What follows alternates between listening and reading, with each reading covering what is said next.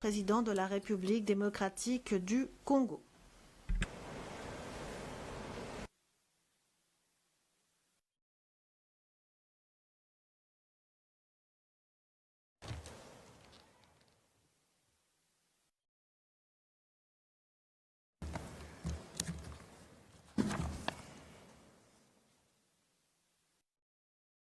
Votre Altesse, Monsieur le Président de séance, Excellences, Mesdames et Messieurs les chefs d'État et de gouvernement, Monsieur le Secrétaire général des Nations Unies, Mesdames et Messieurs les ministres, distingués délégués, Mesdames et Messieurs, je suis honoré de prendre la parole au nom du peuple de la République démocratique du Congo à l'occasion de cette rencontre historique. Nous sommes réunis ici à Doha pour parler de ce qui, au fond, nous concerne tous sans distinction de continent, de richesse ou de puissance, la dignité humaine. 30 ans se sont écoulés depuis le sommet mondial pour le développement social tenu à Copenhague en 1995. À l'époque, les dirigeants du monde se sont engagés autour de 3 principes qui demeurent aujourd'hui encore indiscutables. Éradiquer la pauvreté, promouvoir le plein emploi et renforcer l'inclusion sociale.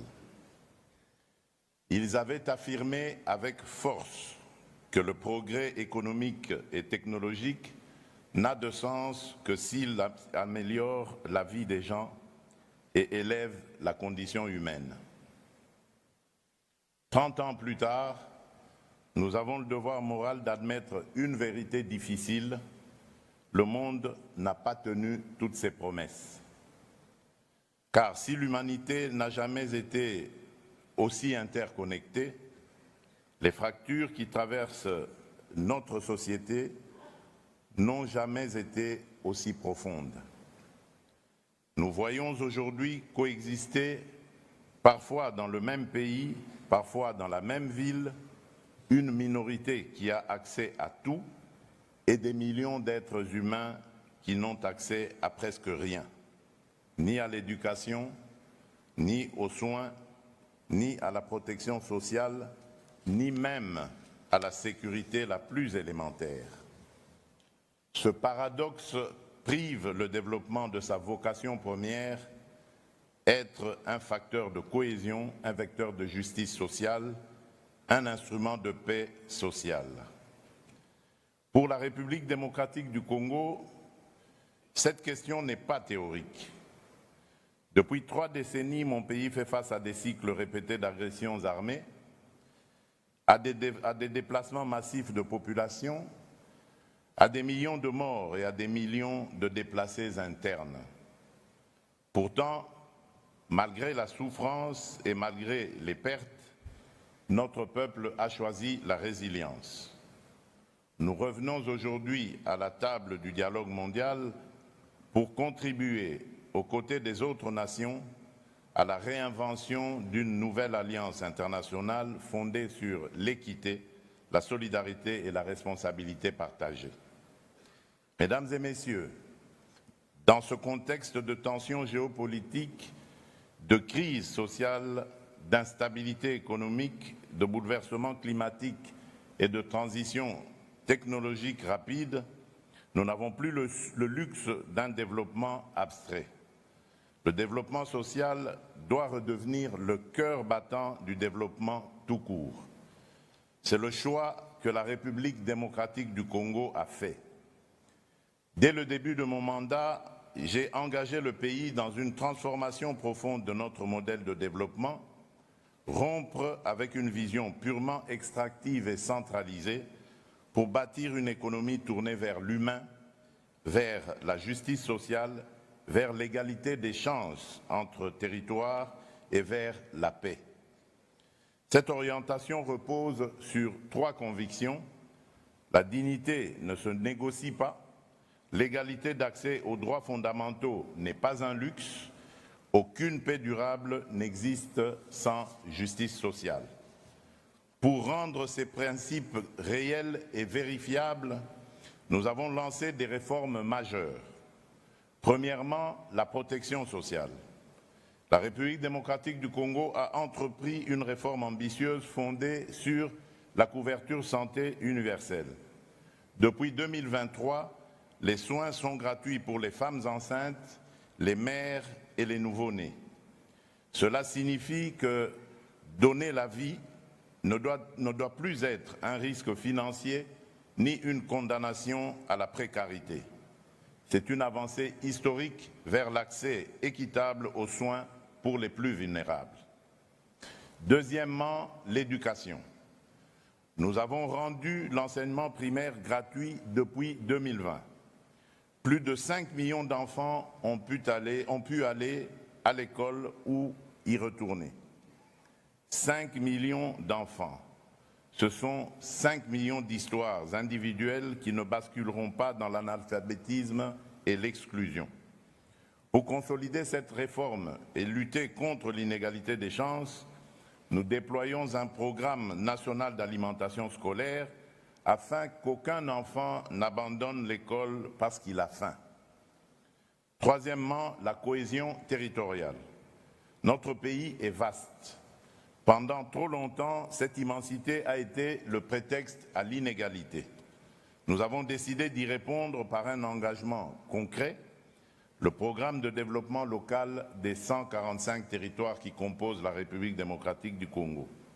Lancé en 2023, ce programme vise à reconnecter l'ensemble du territoire national et à réduire les écarts entre les centres urbains et les zones rurales.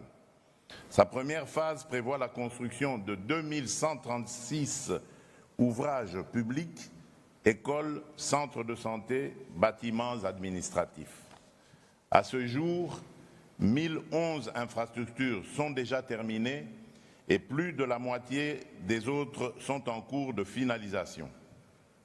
Ce n'est pas un concept, ce sont des salles de classe qui ouvrent, ce sont des maternités qui fonctionnent, ce sont des services publics qui redeviennent accessibles. Mais le programme de développement local des 145 territoires n'est pas seulement un chantier de briques, c'est aussi une politique de dignité économique. Nous accompagnons les petits producteurs ruraux, nous structurons les filières agricoles locales, nous stimulons les économies de proximité et nous créons des emplois décents. Car une mère qui peut vivre de son travail sans devoir quitter sa terre, c'est déjà une victoire sociale. Mesdames et messieurs, à ces chantiers sociaux s'ajoute aujourd'hui une nouvelle dimension incontournable, la dimension climatique. Le changement climatique n'est pas pour nous un débat académique. Il est une réalité vécue. Inondations meurtrières, érosions qui engloutissent des quartiers entiers, sécheresses qui détruisent les récoltes et plongent des familles entières dans l'insécurité alimentaire. Dans ce contexte, le bassin du Congo est à la fois un rempart écologique pour l'humanité et un levier stratégique de développement pour notre pays. La République démocratique du Congo continue d'honorer ses engagements climatiques avec sérieux. Mais le sous-financement chronique de l'adaptation et de l'atténuation freine la mise en œuvre des objectifs de développement durable. Nous le disons clairement, sans justice climatique, il n'y aura pas de justice sociale durable. Nous attendons donc une transformation profonde du financement international. L'accès aux ressources vertes doit devenir plus prévisible, plus rapide et plus juste. Il ne peut pas reposer sur des conditionnalités qui punissent les pays vulnérables pour des désastres auxquels ils n'ont pas contribué. Nous plaidons pour un rééquilibrage réel entre le financement de l'atténuation et celui de l'adaptation, parce que protéger les populations qui subissent déjà les chocs climatiques est aussi urgent que réduire les émissions globales. Mesdames et messieurs, ce deuxième sommet mondial pour le développement social se réunit dans un moment charnière. Nous faisons face à des transitions simultanées, démographique, environnementale, numérique et économique. Si nous échouons à les gouverner de manière juste, elles deviendront des facteurs d'exclusion supplémentaires. Si nous les maîtrisons collectivement, elles peuvent devenir des accélérateurs d'équité. Le développement social ne sera crédible que s'il est vécu dans tous les territoires, y compris les plus reculés, y compris les zones meurtries par la guerre.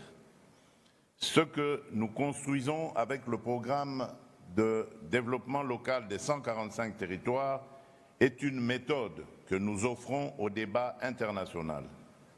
Reconnecter le pays par la santé, l'école, l'administration, l'activité économique locale et donc restaurer l'égalité républicaine dans l'accès aux droits.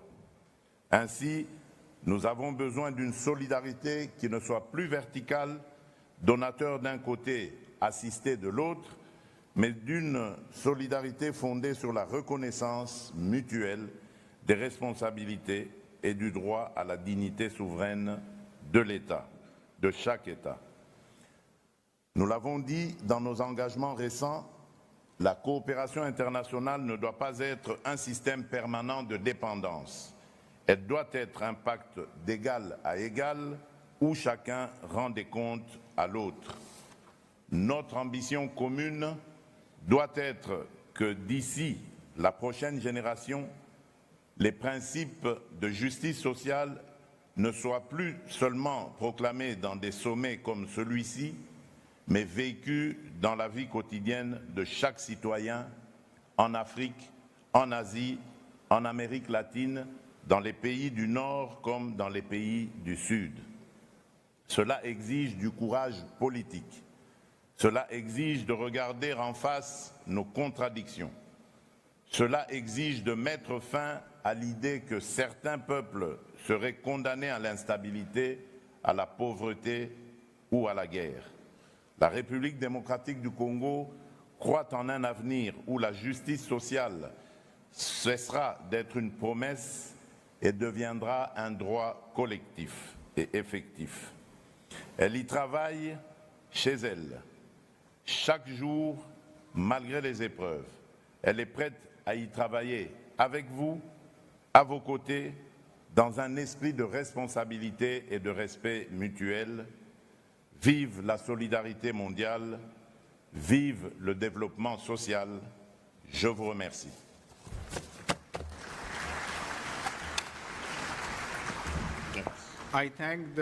Je remercie le président de la République démocratique du Congo pour sa déclaration et j'invite maintenant son Excellence Solange Wix, président de la République des Palau. Monsieur, vous avez la parole.